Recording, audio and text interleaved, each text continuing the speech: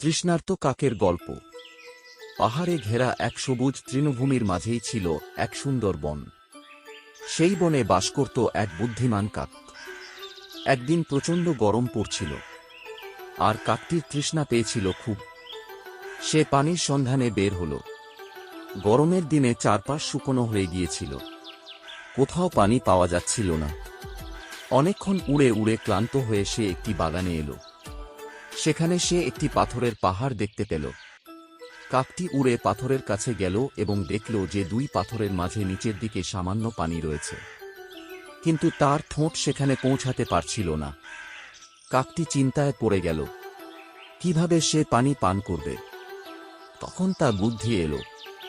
সে আশপাশ থেকে ছোট ছোট কঙ্কর তুলে এনে দুই পাথরের মধ্যে ফেলতে লাগল। কঙ্কর পড়ার সঙ্গে সঙ্গে পানির স্তর ধীরে ধীরে ওপরে উঠতে লাগল। কিছুক্ষণ পর পানি এতটাই ওপরে উঠে এলো যে কাকটি সহজেই ঠোঁট ডুবিয়ে পানি পান করতে পারল। তৃষ্ণা মেটার পর কাকটি আনন্দিত হয়ে উড়ে গেল। তার বুদ্ধি ও ধৈর্যের কারণেই সে সফল হল।